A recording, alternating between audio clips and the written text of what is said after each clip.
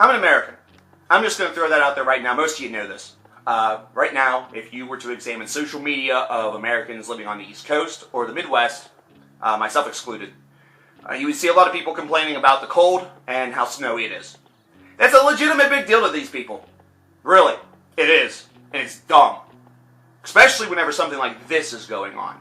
This reaction video, which I feel like I'm not presenting it in the tragic sense in which it is, but it's one that does craft a little bit of anger within me, as well as just hope that these guys are able to make it through.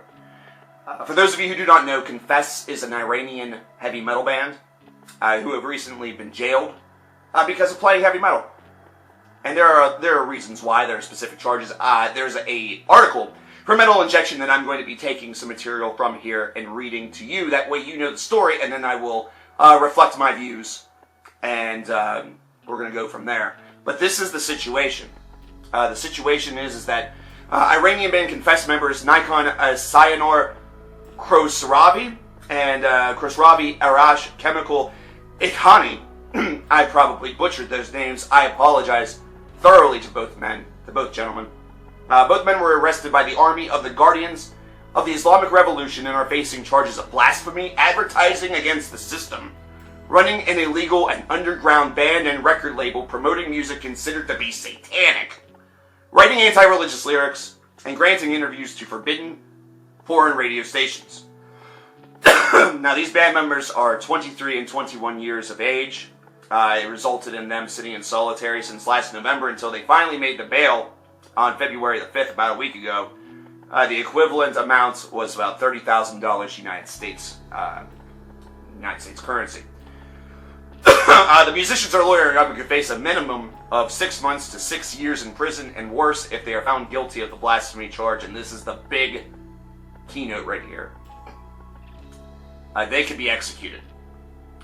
It's very easy to say how they could be charged with blasphemy, to be perfectly honest, and this is from the article itself, especially whenever they have a song that's named I Am Your God. Now, they do have a link to I Am Your God right here on the Metal Injection page. It is a song that reminds me a lot of modern metal, if you want to consider bands such as Slipknot modern new metal, but also with a lot more aggression, a lot more rage, a lot more of that perhaps thrash charm or just groove from the late 80s, first part of the 1990s, intermixed with this. Mixed very well. Man, these guys are talented, and they have energy. They have a lot of energy. Very, very kinetic band. Very energetic band. And you can probably see why, considering this is their message. They take their message extremely seriously.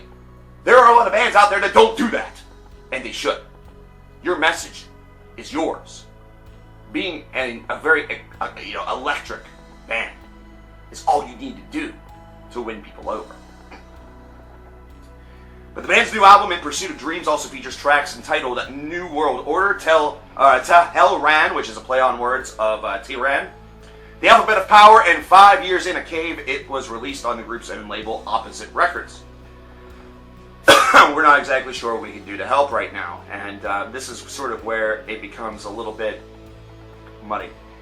Right out of the gate, I want to say that I stated I was an American because this is the only country I've ever lived in. So all that I've ever known is the idea of freedom of expression.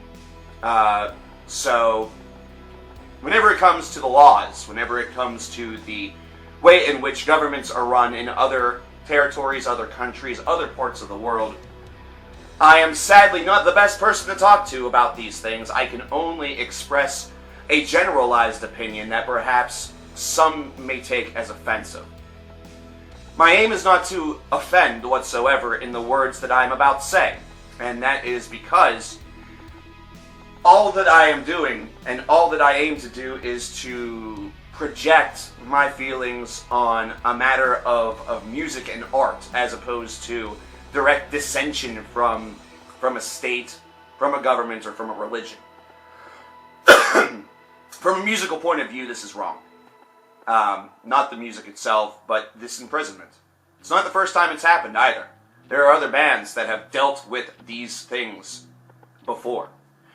If you want to look up a story that is not perhaps quite this serious, but was still pretty damn serious, Orphaned Land. Yeah, that talented group faced a lot of oppression. But I find this is wrong.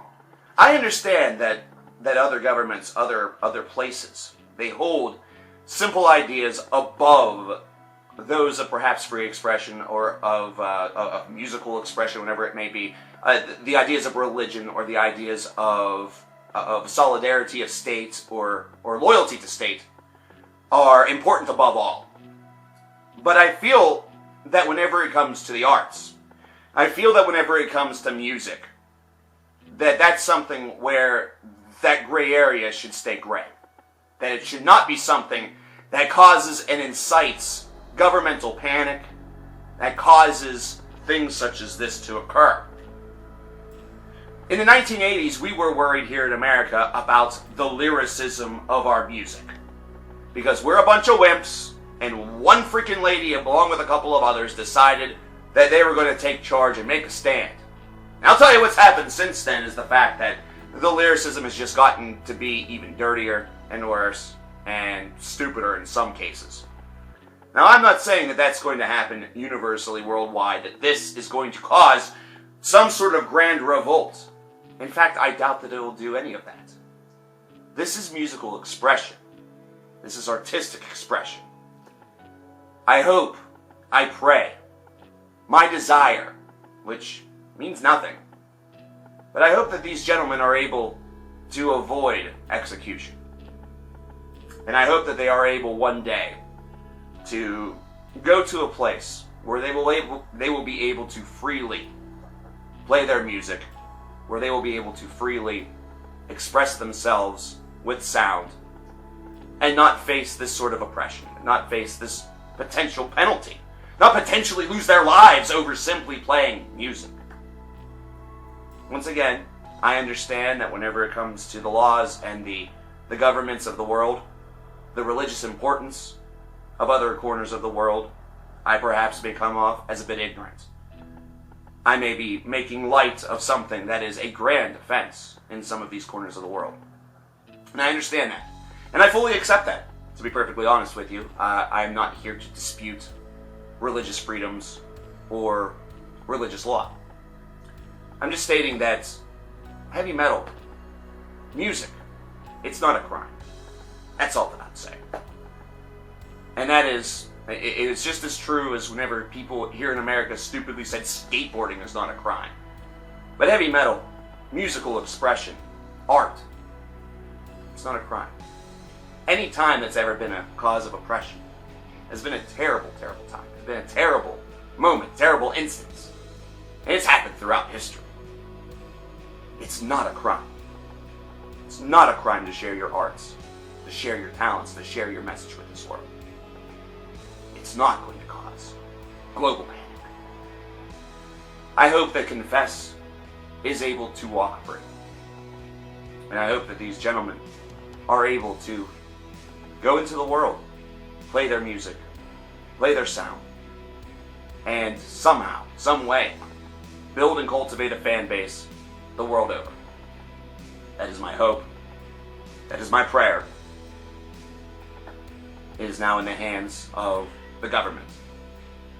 Much like with Randy Blythe, much like with other stories like this, I will do everything in my power to update you if anything comes available regarding the situation. I'm CoverKillerNation, and I'll talk to you later.